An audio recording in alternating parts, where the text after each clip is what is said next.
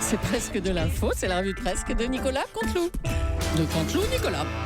Et c'est Marc-Olivier Fogiel qui est avec nous. Marco, bonjour. Oui, bonjour Julie, bonjour à Natacha, bonjour. Laurent, bonjour au docteur Morandini et bonjour surtout à mon fils spirituel quelque part, Thomas Soto, votre journaliste énerveur de stars professionnelles. Alors Thomas, on s'est fait GG Depardieu, la semaine dernière c'était il y a 15 jours, Catherine Deneuve. C'est qui la prochaine? On est joueur Thomas, on tente Joe Star ou Samina Seri peut-être à NRD.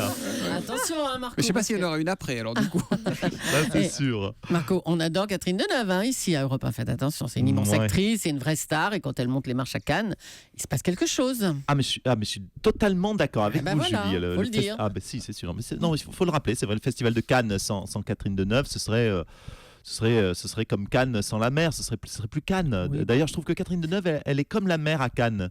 Elle est froide en rentrant, et puis après, tu te dis, la prochaine fois, j'irai me baigner ailleurs.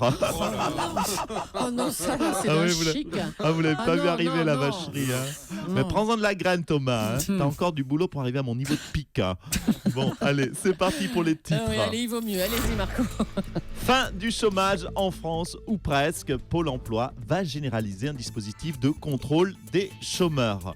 Bon, en fait, Pôle emploi a embauché 200 personnes qui surveilleront les chômeurs. En fait, ça fait déjà 200 chômeurs de moins. Donc, du coup, à chaque nouveau chômeur, en fait, on embauchera un contrôleur de ce chômeur. Du coup, le chômage reste stable.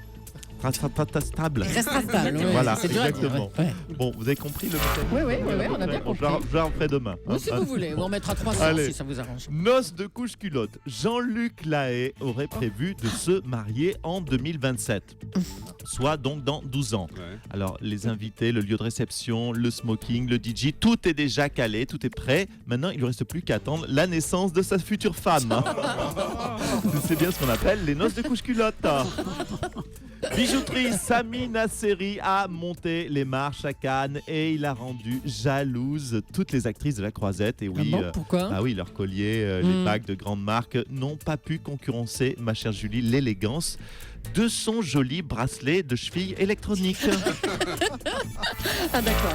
Carton de librairie, c'est énorme. C'est le livre qui va s'arracher dans les prochaines semaines. Anne Pinjot, l'ex-compagne de François Mitterrand, balance tout dans un livre confession. Il paraît, tenez-vous bien, Julie, que Mitterrand avait un cancer. Il avait également une fille cachée. Le prénom de Mazarine circulerait. Et même, il aurait un labrador qui s'appelait Baltique. Mais enfin, Marco, on est tous au courant de ces infos. Ouais. Oui, maintenant que vous me le dites, je me rends compte qu'il sort 20 ans trop tard ce bouquin en fait. En 95, elle en aurait vendu 1 million. Là, je pense qu'elle va en vendre 12.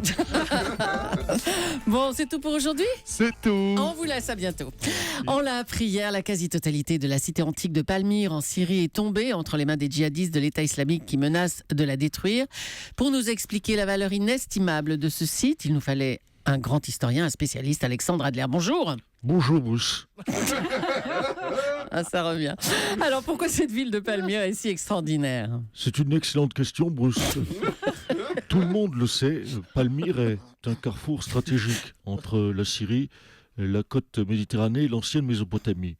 Utile de vous rappeler bien sûr que la Mésopotamie est située entre le Tigre et l'Euphrate et qu'elle correspond pour sa plus grande part à l'Irak actuel. Oui. Bref, vous le savez, Palmyre a été créée quand les Séleucides prirent le contrôle de la Syrie en 323 avant Jésus-Christ. Oh là là. Et qu'est-ce qu'il y a? Je suis chiant, Bruce? Non, allez-y. Non, c'est passionnant. Non, c'est passionnant, allez-y. Non, je sens que vous décrochez. Là. Pas du tout. Ah si, je vois que Jean-Marc tweet. C'est vrai. Thomas bouffe sa 8e banane. Natacha se redécoiffe. Et vous regardez l'heure, Bruce. Moi aussi, ils me font ça quand mes chroniques sur les chiffres prévisionnels de croissance de l'OCDE sont trop techniques. Bonjour, Bruce. Non, moi c'est Nicolas. Bonjour Alexandre. Et en plus, ils se moquent de moi dans mon dos et devant les auditeurs sous prétexte que j'ai pas d'amis. Alors que c'est faux, j'ai un poisson rouge. De toute façon, t'as raison, c'est des cons, Bruce. Y a pas qu'à l'école que le niveau baisse, à la radio aussi, tu sais. Tu sais quoi? On se barre à Palmyre, je t'emmènerai voir des tombes érythréennes qui datent de 6000 ans. Oh super, c'est gentil. Moi je te ferai visiter la bourse de Francfort. Tu veux être mon ami, Bruce? Pourquoi tu veux? C'est vrai? Oh, j'ai enfin un ami. Je vais alors pouvoir jeter mon poisson rouge dans les toilettes. Parce qu'en fait, je déteste les poissons. Comme c'est touchant, quelle belle histoire. À bientôt tous les deux. Le gouvernement a enterré hier la loi sur le CV anonyme. Marine Le Pen, vous aimiez ce principe du CV sans photo et sans nom, hein? Tout à fait. Tout à fait. Cette méthode évitait les discriminations. Par exemple, je prends un CV au hasard. Oui. Voilà. Regardez cet hasard donc d'une femme, je lis, qui postule pour être secrétaire. Mademoiselle, bon, je ne cite pas son nom, X, puisque c'est anonyme, née le 16 avril 1977 à Tanger. Bon, refoulé. Ah, mais attendez, vous n'avez même pas lu jusqu'au bout? Oui, non, je ne sentais pas. Ah. Pourtant, je n'ai pas vu son nom, vous pouvez en On a témoigner. bien compris. Je prends donc un autre CV au hasard, celui d'un homme, donc je lis sous vos yeux, qui souhaite travailler au Front National, ok. Monsieur donc X, né le 20 juin 1928 à Trinité-sur-Mer. Oh merde, c'est Aïe. pas Pounet. Ah. C'est pas Pounet, oh putain. C'est pas- Allez, hop, refoulé aussi, voilà. Ça va vite, hein? Merci Ça va Marine Le vite, Pen. c'est l'avantage. Et voilà. L'émission Crime de Jean-Marc Morandini sur NRJ12 se déroulera le 8 juin prochain en direct et il voulait nous en parler dans son sommaire aujourd'hui. Bonjour Jean-Marc. Oui, Julie. Aujourd'hui, dans le grand bordel des médias, de l'actu, des clés USB, des fétichistes du pied, des audiences, de la spasmophilie, des essais de soutien-gorge, des cigarettes électroniques explosives, des ablations de gonades, des abricots secs, aucun lien entre les deux sujets, des rutabagas, des castors échangistes et de la santé. Nous reviendrons sur mon émission en direct Crime. Alors crime. Quels crimes vont être commis en direct sur NRJ12? Vont-ils être différents des crimes habituels commis sur NRJ12 comme les assassinats réguliers de la langue française ou de la mise à mort du bon goût, notamment dans les enjeux de la télé-réalité? Est-ce que le patron d'NRJ12 va faire intervenir Cyril Hanouna ou Mathieu Delormeau dans mon émission pour être sûr d'avoir un crime en direct, que ce soit une grande tarte dans la gueule ou un coup de pied dans le service 3 pièces? Toutes ces questions et aucune réponse. C'est dans le grand bordel du crime et des médias.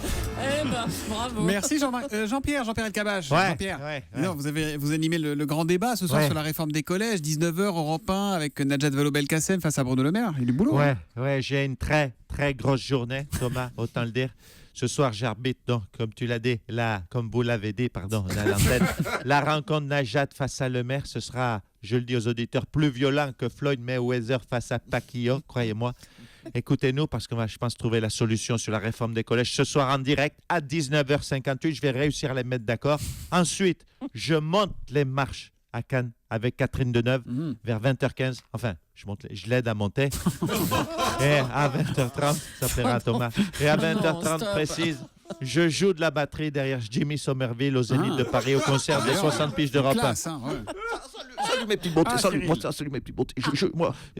Mon Jean-Pierre, il y a David Guetta qui vient d'annuler. Ça t'embête de tenir les patines de l'after show d'Europe 1? Ok, bon mais je vais le faire. Donc je vais aussi mixer. Putain de journée. Hein. Thomas. Nicolas Barré. Je peux venir ce soir à la soirée, il y aura des filles. Bonjour Bruce. Moi j'ai envie de me jeter dans la foule depuis la scène. Oula. Ce sera possible? C'est pas sûr, mais venez quand même. Et pour la foule, c'est pas sûr. Merci en tout cas à tous, merci et bravo. Ah bah oui, Nicolas, venez. Merci à Nicolas Canteloup et à ses auteurs. Oui, Philippe Cavrivière, Laurent Vassilian et Arnaud Demanche. Voilà, on vous retrouvera toute l'équipe demain, juste avant 9h moins le quart, en direct sur Europe 1. À demain, Nicolas.